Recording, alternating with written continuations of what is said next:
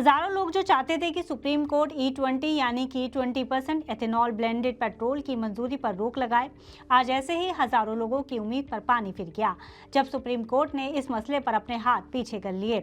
ऐसे में उन लोगों को काफी झटका लगा है जो पुरानी कारों में E20 के विरोध में थे। यानी सुप्रीम कोर्ट के फैसले के बाद सवाल फिर से जस का तस खड़ा है कि क्या पुरानी कारों के लिए E20 फ्यूल सेफ है और सुरक्षित है?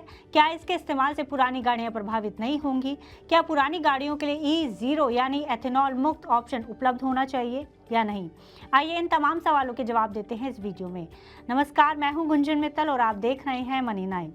दरअसल सुप्रीम कोर्ट में एक PIL दायर कर दावा किया गया था कि E20 फ्यूल कई पुराने वाहनों के लिए नुकसानदायक हो सकता है। इसके इस्तेमाल से पुरानी गाड़ियों के इंजन खराब हो सकते हैं और इससे गाड़ी के माइलेज पर भी फर्क पड़ सकता है, यानी कि गाड़ी की माइलेज कम हो सकती है।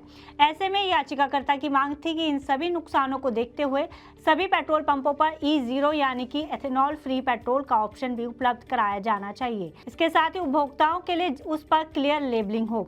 इस याचिका में ये भी तर्क दिया गया था कि बड़ी संख्या में लोगों को ये जानकारी ही नहीं होती कि उन्हें जो फ्यूल मिल रहा है उसमें किस किस चीज़ का मिक्स है और क्या कॉम्बिनेशन है, और ऐसा कॉम्बिनेशन उनकी गाड़ी के लिए अनुकूल है भी या नहीं। इससे उनकी गाड़ी के इंजन और माइलेज पर असर पड़ सकता है या नहीं। इसलिए ग्राहक को फ्यूल भरवाते समय उनकी गाड़ी में एथेनॉल कंपैटिबिलिटी के बारे में पूरी जानकारी दी जानी चाहिए। लेकिन सुप्रीम कोर्ट ने 1 सितंबर को इस याचिका को खारिज करते हुए कहा है कि 20% एथेनॉल ब्लेंडेड पेट्रोल की मंजूरी सरकार का नीतिगत फैसला है और इस मसले पर अदालत का किसी भी तरह का हस्तक्षेप उचित नहीं होगा। केंद्र सरकार चाहती है कि देश में क्लीन फ्यूल को बढ़ावा दिया जाए, जिससे देश में पेट्रोल डीजल पर डिपेंडेंसी को कम करने में मदद मिल सके। यही वजह है कि सरकार क्रूड ऑयल के इंपोर्ट को घटाने के लिए E20 योजना पर जोरों शोरों से काम कर रही है। इससे पहले अटॉर्नी जनरल R वेंकटरमणी ने साफ किया है कि यह फैसला गहराई से और सोच समझकर लिया गया है और इसका मकसद भारत को क्लीन एनर्जी की ओर ले जाना है ताकि तेल के आयात को कम किया जा सके। इस कदम से पर्यावरण को बचाने में भी बेहद मदद मिलेगी।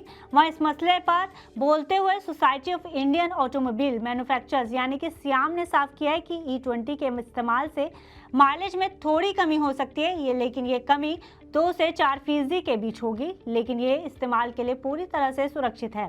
सरकार ने भी दावा किया है कि E20 के इस्तेमाल से अब तक किसी वाहन के ब्रेकडाउन या इंजन फेलियर की बात अभी तक रिपोर्ट नहीं की गई है और यदि कोई समस्या आती भी है तो वारंटी या इंश्योरेंस के तहत उसका समाधान किया जाएगा, जिससे ग्राहकों पर अतिरिक्त खर्च ना बढ़े। आपको बता दें कि भारत ने E20 का लक्ष्य 2025 तक प्राप्त कर लिया है। ये लक्ष्य अपने समय से 5 साल पहले ही पूरा कर लिया गया है और सरकार आगे 2030 तक E30 की ओर देख रही है। ऐसे में यदि आपकी गाड़ी 2023 से पहले की है तो आप माइलेज में हल्का फर्क महसूस कर सकते हैं, लेकिन इसके इस्तेमाल का रिस्क बहुत ही कम है क्योंकि सभी कार मैन्युफैक्चरर्स और सरकार इसे पूरी तरह से सुरक्षित मान रहे हैं। ऐसे में जो लोग E0 ऑप्शन की मांग कर रहे थे उनके लिए इस फैसले के बाद से साफ हो गया है कि ये ऑप्शन उनके लिए मौजूद नहीं रहेगा।